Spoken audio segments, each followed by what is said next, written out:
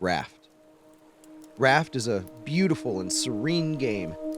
It's got cozy art, lapping waves, majestic wildlife, peaceful sunrises, palm trees and coconuts, even a message of green living and sustainability, making it the most comfortable post-apocalyptic survival game I've ever played. Players drift along and clean the beautiful oceans and reefs of trash, explore lost islands, craft crude tools, construct a great ship, raise animals, grow plants, cook, and of course, fish. It promises for a nice and relaxing weekend, whisking me away to a warmer reality on a frigid December morning. There was just one problem. Bruce is a 12-foot, 1,800-pound, extra hungry great white shark. Bruce attacks my raft every 5 minutes and attacks me anytime I touch the water. And then I'm so busy dealing with Bruce most of the time that I'm left broke, dying of thirst or starvation the rest of the time. And you better believe that today, as much as ever, Bruce was out to make my life a living hell. But what Bruce didn't know was that I had a plan of my own.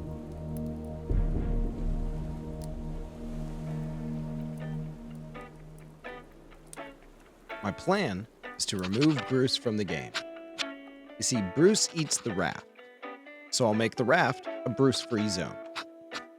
Bruce also eats me, so I'll make swimming a Bruce-free zone. And I'll do all this before progressing the storyline of the game so much as 1 inch, so I can spend my weekend in peace.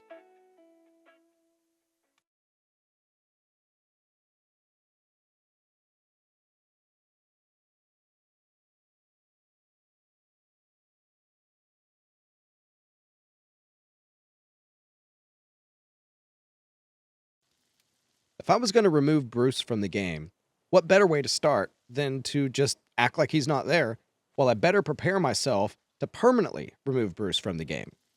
We're going to make this a 3x3 as fast as we can, and we're going to make water purifier, a little distiller, as fast as we can. There we go. Definitely hard focus the barrels. Hard focus the barrels.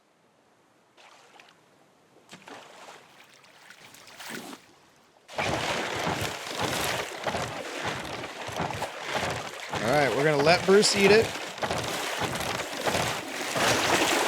And then we replace it. Thank you. And there's some mathematical merit here as well. I feel like the default play against Bruce is to try to use a spear to defend your raft. But this means that you have to spend the materials to make the spear, as well as take durability on the spear. Plus, Bruce still damages the raft, meaning you have to spend additional materials on the raft repair. And all this is being done instead of hook farming, effectively costing you those resources too. So step 1 of my plan was just to ignore Bruce and replace whatever he eats. So this is exactly why we put our items, our deployables, in the center square. Because then Bruce isn't able to destroy them when he takes those pieces. We're going to replace that as soon as we can here.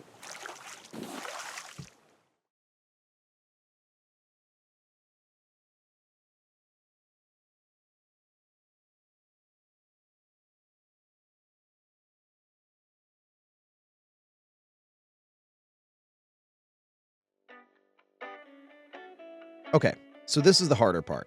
Actually making the raft Bruce-proof. Bruce only eats pieces of the raft that are on the water's surface. So the most ideal shape I can make for removing Bruce is a 3x3 grid reinforced with metal and the centerpiece removed for a permanent anchor. I can have the rest of the raft 1 floor higher, suspended using horizontal pillars. The game allows these to reach out indefinitely from just one support, so we can do everything we need on just a 3x3 foundation, meaning I could make my raft Bruce-proof for as little as 8 metal.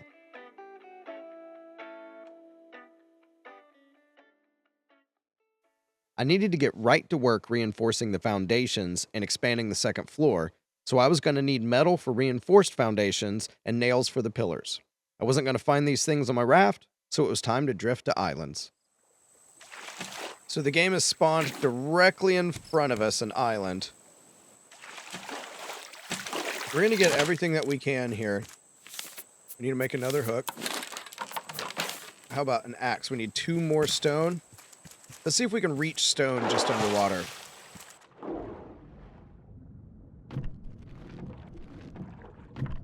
And jump right back out. Look at us go. Okay, we can make an axe.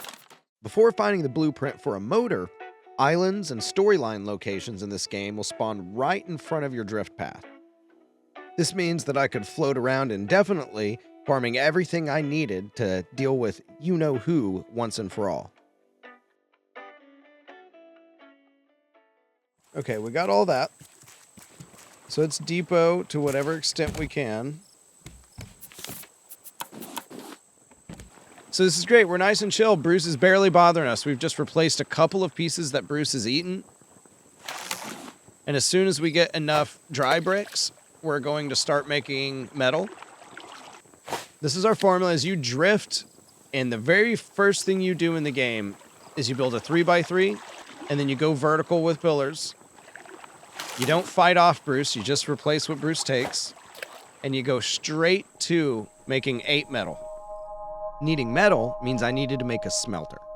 Smelters take 6 bricks, and researching it takes 1, so that means 7 bricks. Clay, sand, and metal all spawn at islands, on the reefs, underwater. So I was going to have to swim with Bruce looking for 14 clay, 14 sand, 8 metal, and all the scrap I could find.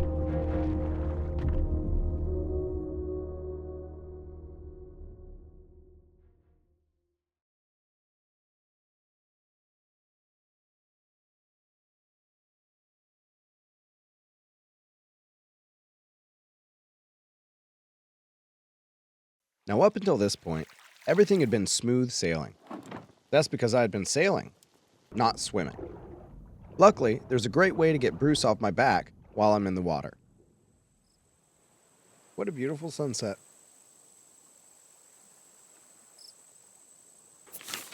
Make a little space, huh? Okay, first chance you get, you're going to want to make a fishing pole. And I like to use fishing poles on the islands and use the entire fishing pole in one sitting. Very key. Very key.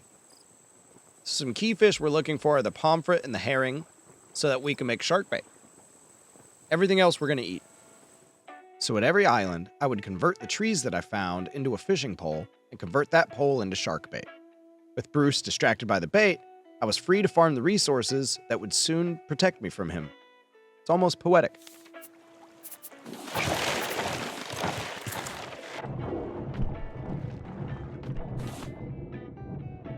Oh, this is so good. So much clay and sand. Oh, this is what we need.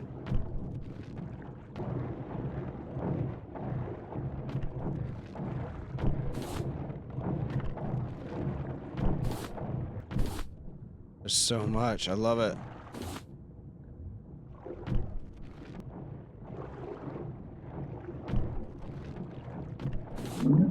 I know. I know. Perfect timing. Love it. Love it. Absolutely love it. Now let's make as many bricks as we can.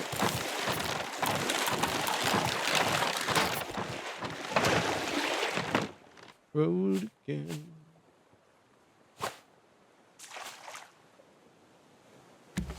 I'm on the road again.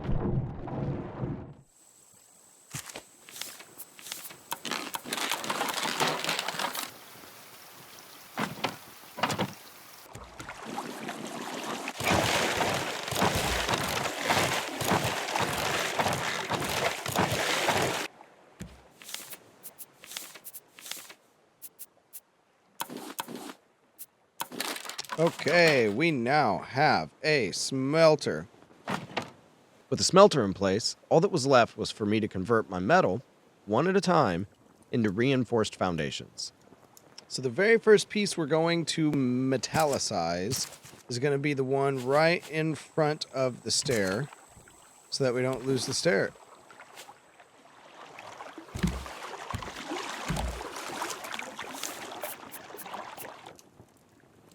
We need the nails. Got it.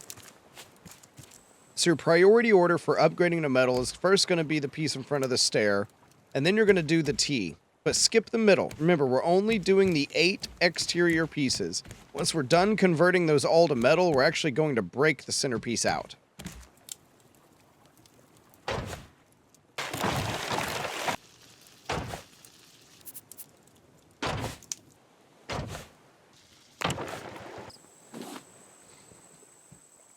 Okay, so here we go with our last piece.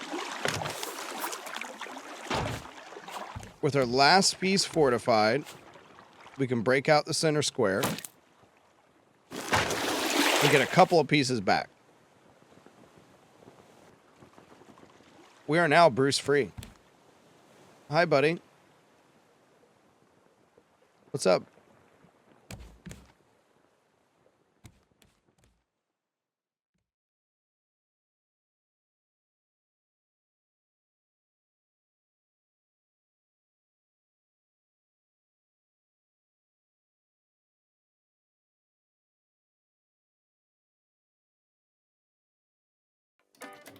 So there you have it. It was done. Now, I could finally play the game. All it took was 8 metal, a second floor, and a fishing pole, and Bruce no longer had a hold on me. I had beaten Bruce. I could kick my feet back and soak in the virtual sun. But after all that work, I didn't have much time left in my weekend. So I buttoned things up a little bit and logged off. But I have to tell you, I really look forward to the next time there's a cold weekend morning and loading up this save and seeing what the horizon brings me. Without Bruce.